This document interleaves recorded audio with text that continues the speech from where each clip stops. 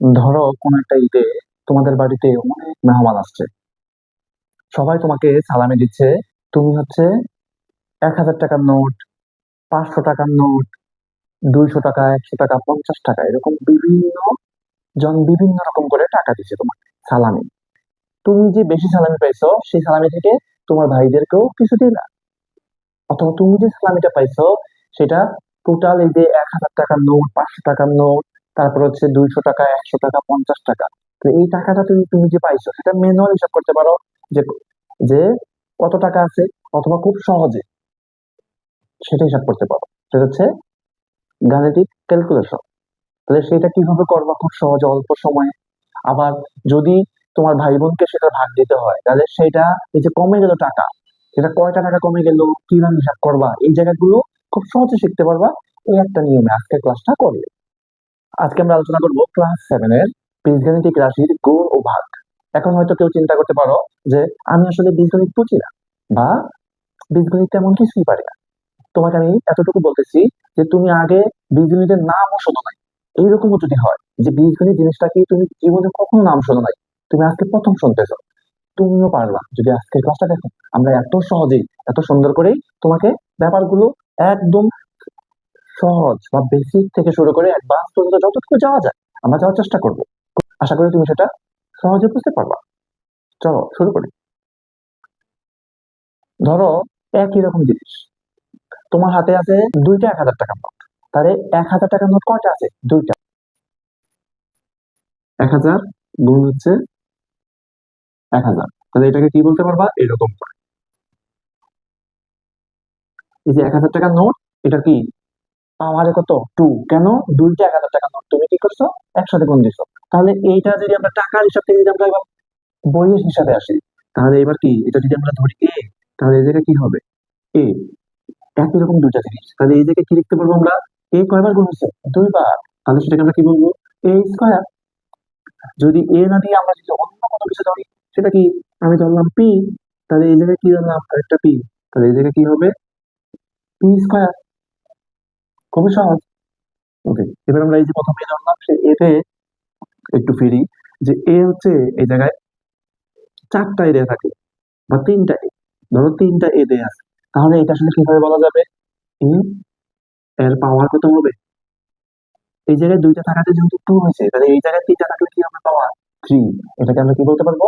এ cube বলতে পারবো, মানে এ টু দি পাওয়ার থ্রি। ওকে। আচ্ছা, যদি পাঁচটা এ একসাথে গুণ হয় তাহলে সেটা কি হবে? এরকম, এ গুণ এ গুণ এ।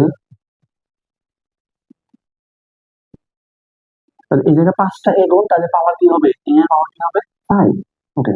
এইবার যদি এটাকে একসাথে গুণ দেওয়া হয়, A to the power three ও A to the power five একসাথে গুণ দেওয়া হয়, তাহলে সেটা কি হবে? এ টু দি পাওয়ার থ্রি গুণ হচ্ছে এ টু দি পাওয়ার ফাইভ। তাহলে এই জায়গা থেকে আমরা আসলে কি পাবো? এই জায়গা থেকে এ তিনটা, এই জায়গায় এ, এই জায়গায় কয়টা? পাঁচটা। তাহলে এ এই জায়গায় তিনটা, এ গুণ এ গুণ এ, আর মাঝখানে গুণের জায়গায় গুণ, তারপর হচ্ছে এ কয়টা? পাঁচটা।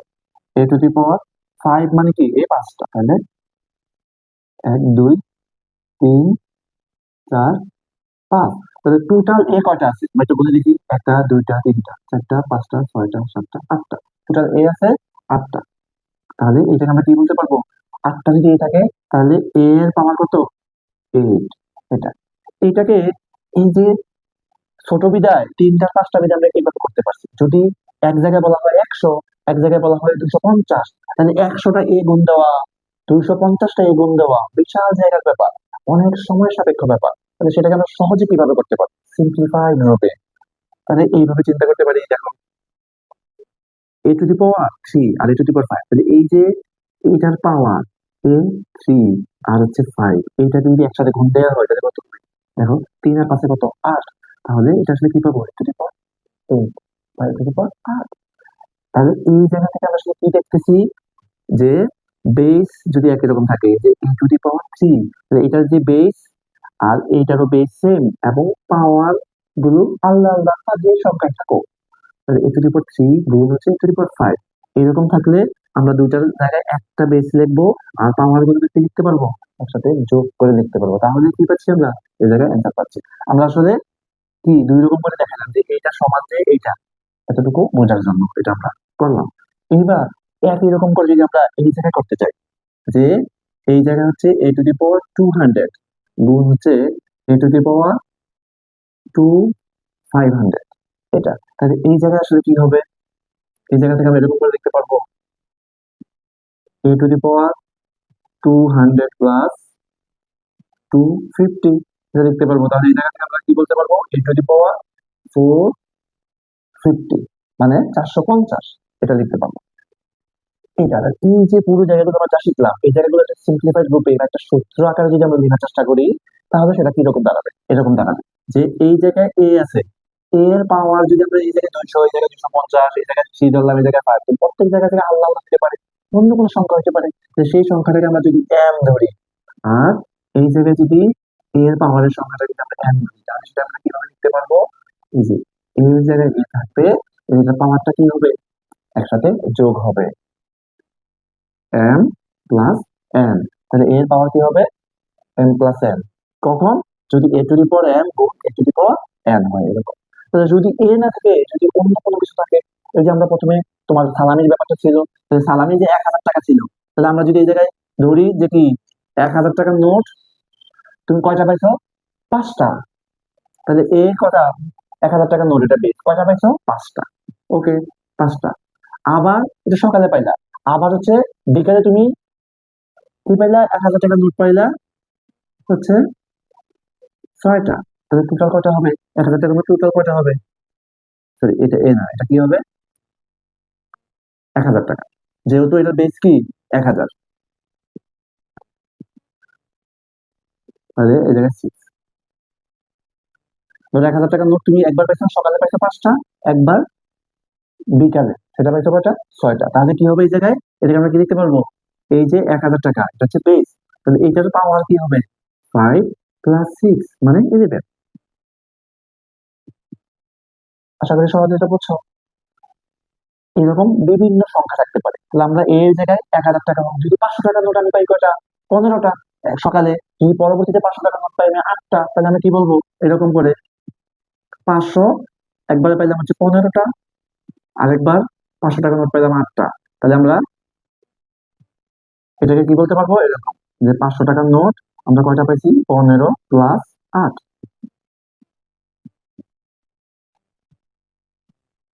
23। এরকম করে আমরা খুব সহজেই হিসাব করে ফেলতে পারবো, খুব সহজে। ওকে, এটা যদি বুঝি, তাহলে একই রকম সংখ্যা থাকলে কি হয় সেটা আমরা দেখলাম। এবার যদি ভিন্ন ভিন্ন সংখ্যা হয়, তখন কিভাবে করবো, ধরো এক জায়গায় আছে এ, আরেক জায়গায় বি, আরেক জায়গায় সি, ওই যেটা তোমাদের সালামের কথা বললাম, 1000 টাকার নোট, 500 টাকার নোট, 200 টাকার নোট, 100 টাকা, 50 টাকা, বিভিন্ন রকম টাকা দেয়া আছে। তাহলে তুমি পেয়েছো, তাহলে সেই টাকাগুলো তো আল্লাহ আল্লাহ একসাথে গুণ করতে হয়, বা একসাথে কিভাবে কাজ করবা, আল্লাহ আল্লাহ থাকলে সেটা আমরা পাশাপাশি রেখে কিভাবে কাজ করবো সেই জায়গাগুলো এবার একটু দেখি। আচ্ছা, তোমাদের কি মনে আছে এই অধ্যায়ের নাম আমরা কি বলেছিলাম, বীজগাণিতিক রাশির গুণ ও ভাগ। তাহলে যেটা আমরা বলতেছিলাম যে তুমি যে সালামি পেয়েছো বিভিন্ন রকম টাকা, তাহলে এই রকম যদি এক জায়গায় এ থাকে, এক জায়গায় বি থাকে, এক জায়গায় সি, বিভিন্ন রকম কিছু থাকে, তাহলে সেটা আমরা কিভাবে হিসাব করবো। ধরো এই জায়গায় বলা হলো a⁻4, আরেকটা বলা হলো এটার সাথে আছে হচ্ছে গুণ b⁻7, আবার দেওয়া হলো c⁻3, এটার সাথে এটার সাথে এই যে এটা একটা জিনিস, এটার সাথে আবার আবার দেওয়া হলো এরকম কিছু, যে এই জিনিসগুলো তুমি সকালে পাইছো, আবার বিকালে একই রকম জিনিস পাইছো, সেটা একটু কম বেশি সংখ্যা। ধরো a এর মান পাইছো হচ্ছে 3, আর b এর মান হচ্ছে পাইছো হচ্ছে তুমি 11, তারপরে c এর মান হচ্ছে 8।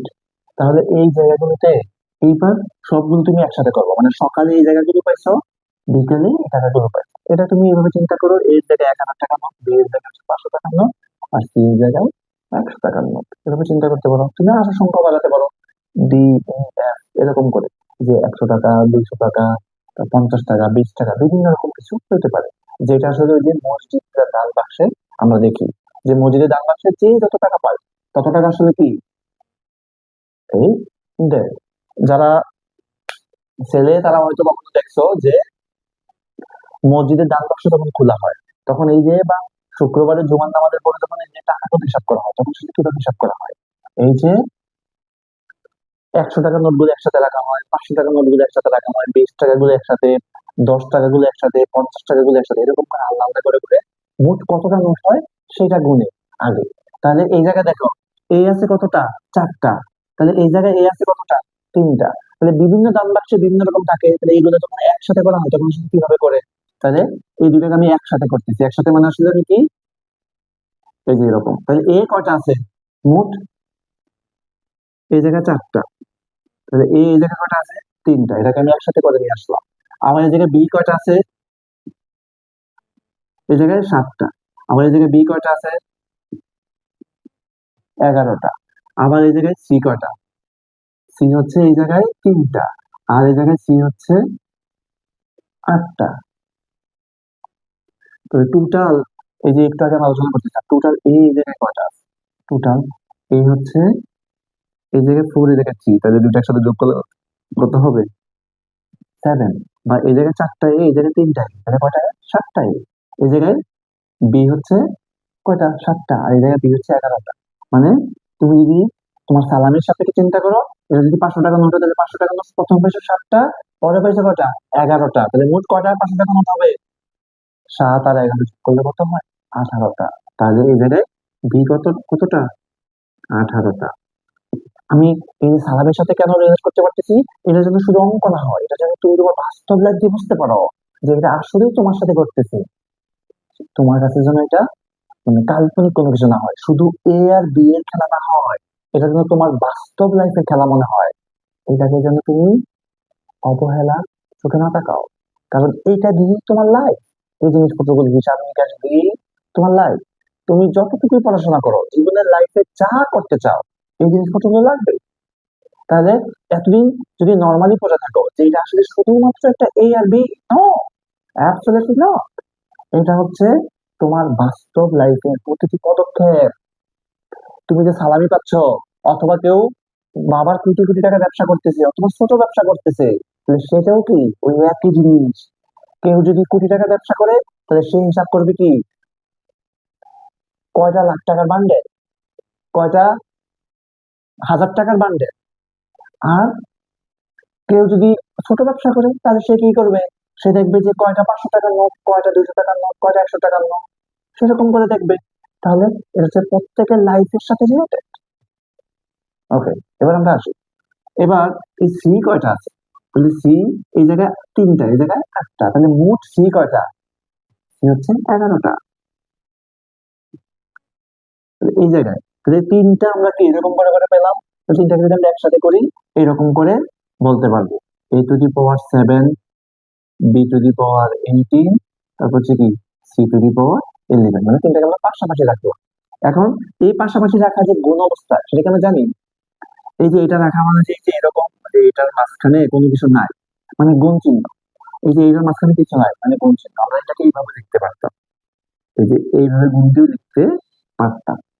মানে কি, যেহেতু 3টার বেস আলাদা আলাদা, এখন প্রশ্ন হতে পারে যে আগের গুলো যে a টু দি পাওয়ার 4 আর a টু দি পাওয়ার 3, এইটা রাখাতে কি হইলো? একসাথে যোগ হয়ে গেল। কিন্তু এই যে a টু দি পাওয়ার 7, আবার এদিকে b টু দি পাওয়ার 18 আর c টু দি পাওয়ার 11, এইগুলোকে একসাথে যোগ করা যাবে না? এগুলো যোগ করা যাবে না। কেন? মানে যোগ বলতে কি, এটা পাওয়ার গুলোর সাথে যোগ করা যাবে না কেন? এই হচ্ছে ভিন্ন জিনিস, এই হচ্ছে 1000 টাকার নোট, আর বি হচ্ছে কি 500 টাকা, আর সি হচ্ছে ধরো 100 টাকা। তাহলে কি হলো? প্রত্যেকের নোট যেহেতু আলাদা আলাদা, আমরা কি বলতে পারবো এই যে 1000 টাকার নোটের সাথে 7টা নোট আছে, এই নোটগুলোর সাথে যদি আমি 100 টাকার 11টা নোট যোগ করে বলি যে আমার এই জায়গায় টোটাল 1000 টাকার নোট আছে হচ্ছে 18টা, সেটাকে আমি বলতে পারবো? নো, কারণ এটা তো একই রকম জিনিস না, আলাদা আলাদা জিনিস। এই জন্য আমাদের সাথে কি করতে হবে? 100 টাকারটা আলাদা, 1000 টাকাটাও কি আলাদা রাখতে হবে। আশা করি বুঝছো এটা। এবার একটু আগে যেটা বলতেছিলাম, যে এই জায়গায় কোনো কিছু না দেয়া আর হচ্ছে এই যে গুণ চিহ্ন দেয়া সেম জিনিস, এটা আসলে কি এই জিনিসটা আমরা একটু দেখি। যদি তোমরা কেউ জানো তাহলে সেটা ওকে, যদি কেউ না জানে, আমরা কি বলতেছিলাম যে কেউ কোনোদিন আগে বীজগণিত দেখে নাই, সে নাম পর্যন্ত শোনে নাই, সেও পারবে। মানে তার জন্য আমরা শুধু কি বলবো, এটা এই যে এরকম করে যে এই জায়গায় এ, এই জায়গায় বি, এটা যদি আমরা এরকম করে দেই, এটা যেই কথা এ আর হচ্ছে এই যে ডট বি, এটা দেওয়া কি বোঝায়? এই গুণই বোঝায়। তারপরে কোনো কিছু নাই, এ আছে, তারপরে হচ্ছে বি আছে, এটাও একই কথা। তারপরে যদি বলা হয় এ ব্র্যাকেট এই যে বি, এগুলো গুণ দিলে আমি কি পাবো? সবগুলোতেই কি পাবো? এ বি পাবো। এই যে এ বি,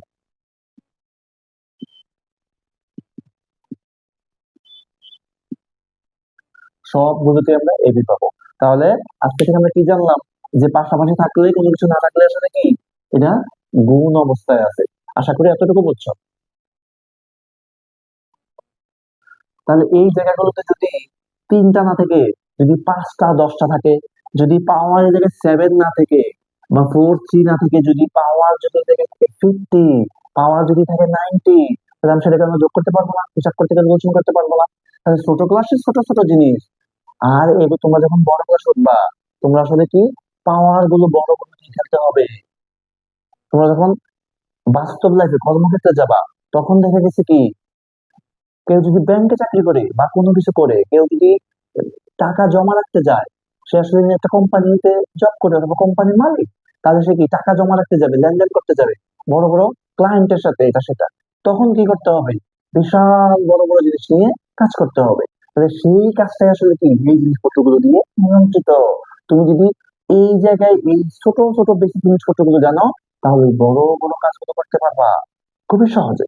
ওকে, তাহলে বাস্তব লাইফে এটা আমরা আসলে কিভাবে প্রয়োগ করব সেটা করতে পারতেছি। এবার তোমাকে যদি বলা হয় যে শুধুমাত্র এই যে এরকম এ বি সি এরকম আছে, এটা ছাড়া যদি সংখ্যা সহ থাকে, সংখ্যা সহ, তাহলে তুমি কিভাবে করবে? তখন এই যে এই জায়গায় যদি বলা হয় যে এইটা একটা আগে যেটা ছিল এটার ভিতরে যদি আমার সংখ্যা সহ থাকতো তখন কি হতো? ধরো বলা হলো এরকম যে এই জায়গায় দেয়া থাকলো হচ্ছে,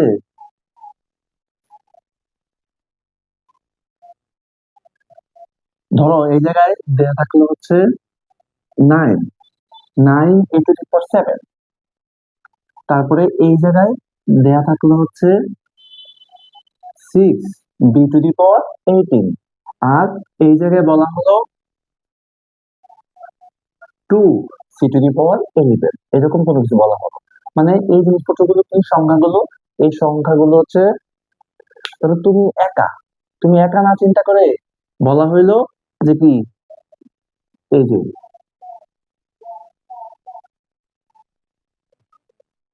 ধরো তুমি হচ্ছে একটা ঈদে কি পাইছো? 1,000 টাকার 7টা নোট পাইছো। এখন যদি তোমাকে বলা হয় যে তুমি 9টা ঈদের হিসাব করো, 9টা ঈদে কত টাকা একই রকম হারে, তখন কি করবে তুমি? এই যে নাইন বলা হলো সিম্পল, অথবা অন্য কোনো কিছু দিয়ে তুমি চিন্তা করতে পারো। এই জায়গায় বলা হলো 500 টাকার কয়টা? 6টা ঈদে তুমি কয়টা পাইছো। আর এই জায়গায় বলা হলো 2টা ঈদে কত টাকা। এরকম বিভিন্ন কিছু তোমাদের বই এরকম করে দেওয়া থাকে, বিভিন্ন সংখ্যা বিভিন্ন কিছু, এটা। তাহলে এই জায়গাগুলো আসলে কিভাবে করবো?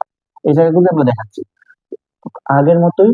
এই যে এগুলো যে গুণ আছে সবগুলো একই রকম। এই জায়গায় শুধুমাত্র তফাৎটা হচ্ছে এই যে সংখ্যাগুলো আছে, সংখ্যাগুলোকে আমরা একসাথে গুণ করে ফেলবো। একসাথে গুণ করে আসলে কি এই যে এরকম আমরা অন্য কোনো সংখ্যা দিয়েও দেখাতে পারতাম। আমরা যেহেতু এটাকে করছি সেটা দেখালাম আমরা। এই এটা পরেই আমরা অন্য সংখ্যা দিয়েও করে দেখাবো, তোমাদের বইয়ের একটা অঙ্ক দিয়ে দেখাবো যে এটা আসলে কিভাবে সমাধান করতে হয়। তাহলে আমরা যেটা বলতেছিলাম যে এই জায়গায় বাকি যা আছে সব সেম, শুধুমাত্র এই জায়গায় যে সংখ্যাগুলো আছে এই সংখ্যাগুলো কি করতে হবে? একসাথে গুণ করতে হবে, কারণ এটা আসলে কি অবস্থায় আছে? কোনো কিছু নাই মানে কি গুণ অবস্থায় আছে, এটা অলরেডি আমরা জানি। তাহলে নাইন সিক্স আর টু, তাহলে 6 নং 54, 54 কে 2 দ্বারা গুণ করলে কত হবে? 108। তাহলে এটাকে আমরা কি বলবো? 10 A to the power seven B to the power eighteen C to the power eleven.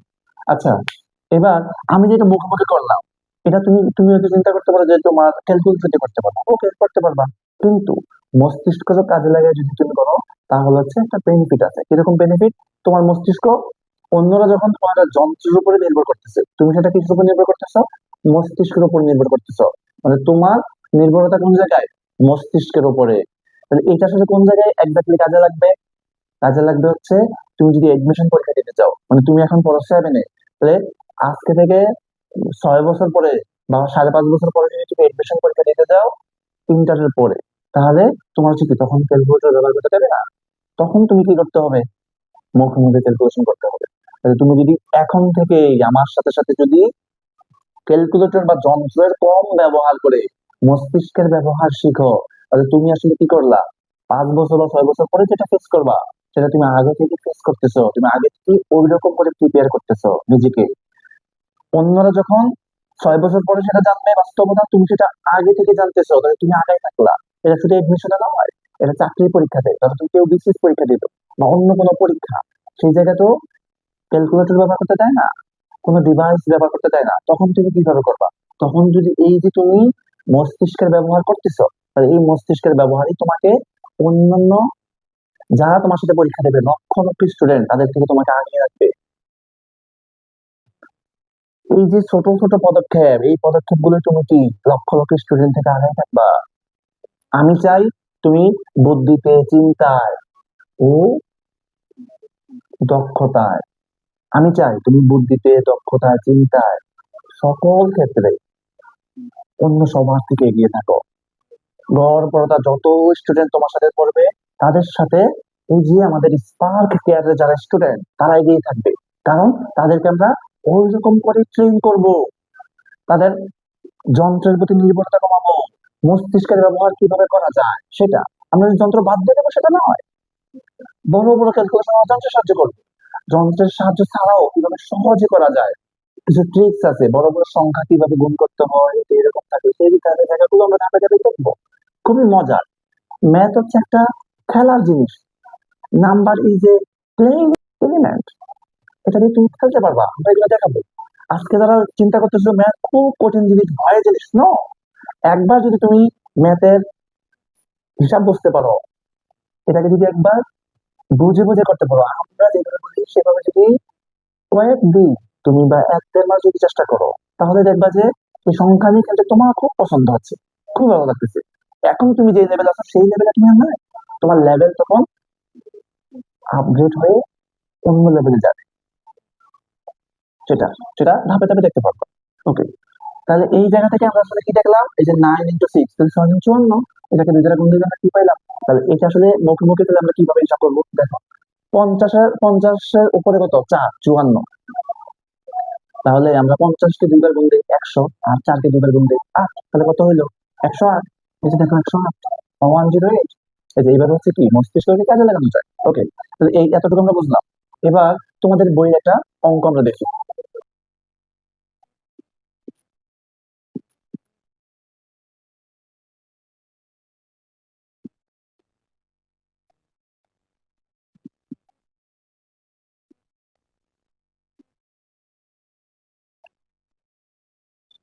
বলছে 3ab গুণ হচ্ছে 4a কিউব।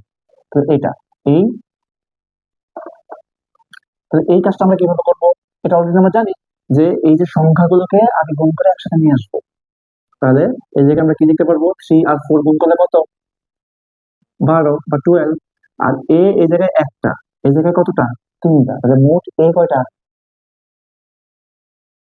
4টা। a⁴। আর বি এই জায়গায় আছে, এই জায়গায় কি বি আছে? নাই। তাহলে এই জায়গায় কি হবে? এটা শুধুমাত্র বি, একটাই।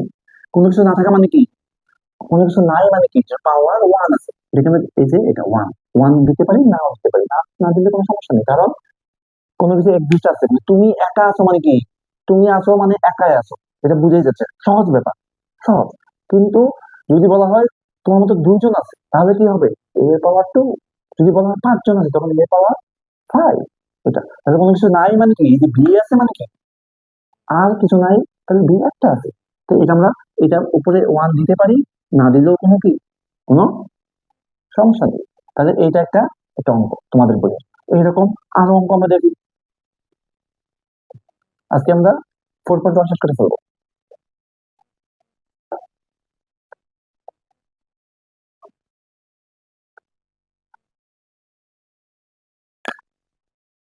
এবার হচ্ছে একটু বিয়োগ দিয়ে করি। ধরো 6 নাম্বার অঙ্ক, এই দুটো যদি আমরা ক্যালকুলেশন করি তাহলে কি হবে?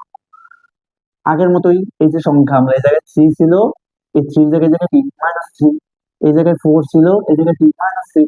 তাহলে এই যে -3 আর -6 এই জায়গাগুলো একসাথে আগে গুণ দেবো, তাহলে গুণ দিয়ে আমরা কি পাবো? -3 আর -6, তাহলে মাইনাসে মাইনাসে প্লাস হয়। আচ্ছা, মাইনাসে মাইনাসে কেন প্লাস হয় এটা কি জানো তোমরা? আমরা পরবর্তী কোনো একটা ক্লাসে এই জিনিসটা সহ দেখাবো, যে খুবই মজার ব্যাপার, প্রত্যেকটা পেছনে কারণ থাকে। মাইনাসে মাইনাসে কেন প্লাস, প্লাসে মাইনাসে কেন মাইনাস, আবার প্লাসে প্লাসে কেন প্লাস। তাহলে যেটা অন্যরা মুখস্থ করে সেটা তুমি কারণ সহ জানবা। আমরা এরকম অনেক কিছু শিখবো যেগুলো আসলে সবাই মুখস্থ করে, একটু পরে আমরা সূত্র দেখবো, যে সবাই যেটা মুখস্থ করে সেটা তুমি কারণ সহ বাস্তব লাইফে প্রয়োগ সহ দেখবা। তাহলে কি এটা শুধুমাত্রই সূত্র বা মুখস্থ করার কোনো ব্যাপার নয়, এটা যে তোমার বাস্তব লাইফের সাথে কানেক্টেড সেটা তুমি উদযাপন করতে পারবা, এবং সেটা মনে থাকবে বেশি। তোমার কাছে সেটা কি একটু অবাস্তব কোনো কিছু মনে হবে না। এটা এটা যে আসলেই মজার জিনিস বা আমার শিখলে কাজ আছে সেটা যদি অনুধাবন হয়, তাহলেই মস্তিষ্ক কি, মস্তিষ্ক হচ্ছে লজিক খোঁজে, যে লজিক্যাল রিজনিং, যে কি কারণে আমি এটা পড়বো, কি কারণে আমি এটা মনে রাখবো। এই কারণ সেটা হচ্ছে কি, যে এটা আসলে পেছনের কারণটা সবই জানি, যেটা এই কারণে যে এই জিনিসপত্রগুলো আমার বাস্তব লাগে, ব্যবসা ক্ষেত্রে কাজে লাগে, চাকরি ক্ষেত্রে কাজে লাগে, ক্যালকুলেশন হিসাব নিকাশ করতে কাজে লাগে। যে এই জায়গায় পি দিয়ে আছে, পি এর জায়গায় আমার এই জায়গায় কি কোনো সংখ্যা, আর এই জায়গায় 5। কেউ যদি স্কুলের টিচার হয় তাহলে সে কি করবে, এই ক্লাস 7 এর জন্য একরকম ফাইল, ক্লাস 10 এর জন্য একরকম ফাইল, 8 এর জন্য, 9 এর জন্য, প্রত্যেক ক্লাসের জন্য আলাদা আলাদা ফাইল। তাহলে তুমি যদি চিন্তা করো এটা হচ্ছে পি হচ্ছে 7 এর ফাইল, কি হচ্ছে 6 এর ফাইল, তাহলে কি হবে, এটা আলাদা আলাদা হিসাব। তাহলে এবার দেখো -3 আর হচ্ছে -6, তাহলে আমরা এই দুটোকে একসাথে গুণ দেবো, মাইনাসে মাইনাসে প্লাস হয়, সেটা আমরা জানি, অলরেডি জানি, মানে মুখস্থ জানি, হয়তো অনেকে কিছু কিছু কেউ কেউ হয়তো তোমরা কারণও জানো, কিন্তু আমরা আসলে কি সবাই যেন জানি সেরকম করে একটা সময় দেখবো পরবর্তী ক্লাসে। আজকে এটা নিয়ে দেখাতে গেলে একটু বড় হয়ে যাবে, এই জন্য এটা এই জায়গায় আমরা দেখাচ্ছি না। কিন্তু আমি যদি ভুলেও যাই এই জায়গাতে যে দেখাইতে, তোমরা একটু স্মরণ করিয়ে দিবা যে কি স্যার এটা আসলে দেখানোর কথা ছিল, মাইনাস মাইনাস প্লাস। ওকে, তাহলে এই যে -3 আর হচ্ছে -6, তাহলে মাইনাসে মাইনাসে প্লাস হয়ে গেল। 3 আর 6 গুণ করলে কত, 18, 18 পেয়ে গেলাম। আর এই জায়গায় পি কয়টা, দুইটা, এই জায়গায় পি কয়টা, পাঁচটা, এগুলো কি মাঝখানে কি অবস্থায় আছে, গুণ অবস্থায় আছে, তাহলে সেটাকে আমরা কি বলবো, পি আসলে মোট কয়টা, দুইটা আর পাঁচটা, মোট কয়টা, সাতটা, তাহলে পি টু দি পাওয়ার 7, এটা অলরেডি সূত্র আমরা আগে দেখেছি। আর এই জায়গায় কিউ কয়টা, তিনটা, এটা কিউ কয়টা, চারটা, তাহলে মোট কিউ কয়টা হলো, সাতটা, 3 আর 4 7টা, তাহলে আমরা কিউ লিখতে পারবো 7টা। তাহলে এই যে 18 P to the power 7 Q to the power 7, এই প্লাসটা আমরা রাখতেও পারি, না রাখলে কোনো সমস্যা নেই, কোনো কিছু নাই মানে কি প্লাস বোঝায়। ওকে, তাহলে এই অঙ্ক আমরা করতে পারলাম। যদি শুধুমাত্র এই জায়গায় যদি এইটা না থেকে, যদি এই মাইনাসটা না থেকে, যদি এটা প্লাস থাকতো, বা এই জায়গায় মাইনাস, এই জায়গায় এই মাইনাসটা না থেকে এই জায়গায় প্লাস থাকতো, তখন কিভাবে করতাম, এরকম অঙ্ক তোমাদের বই আছে, তখন কিভাবে করতাম? দেখো একই রকম, এই যে 3 আর 6 এর গুণ করার আগে এই জায়গায় প্লাস আর এই জায়গায় মাইনাস, মানে কোনো কিছু নাই মানে আমরা কি জানি প্লাস। ওকে, আবার ধরতেও পারি সেটা প্লাস, তাহলে প্লাস আর মাইনাস গুণ করলে কি হয়, মাইনাস হয়, তাহলে মাইনাস দিতাম। আর 3 আর 6 গুণ করলে কত, 18, এখানে জায়গায় 18, বাকি সব কিছু সেম। যদি এই জায়গায় পি না থেকে এ থাকে, যদি এই জায়গায় পি না থেকে এক্স ওয়াই জেড এরকম কোনো কিছু থাকে, পি কিউ না থেকে, তাহলে কি আমরা ওই একই রকম এক্স ওয়াই জেড ক্যালকুলেশন করবো। আবার মাঝে মধ্যে কি থাকবে, পি কিউ থাকবে, এক্স ওয়াই জেড থাকতে পারে, আবার এ বি সিও থাকতে পারে, বিভিন্ন কিছু থাকতে পারে। তাহলে সেটা থাকলে কি, যা থাকে সেই অনুযায়ী আমরা লিখবো, এই সংখ্যা থেকে সংখ্যাগুলো আগে গুণ করবো, আর বাকি জিনিসপত্রগুলো কি কয়টা কতবার আছে, কি কতবার, সেটা আমরা একবারে লিখবো, কিউ কতবার, যদি এক্স ওয়াই জেড থেকে এক্স ওয়াই জেড কতবার, কোনটা, এগুলো আমরা ওইরকম করে লিখবো পাশাপাশি। দ্যাটস ইট, এগুলো খুবই সিম্পল।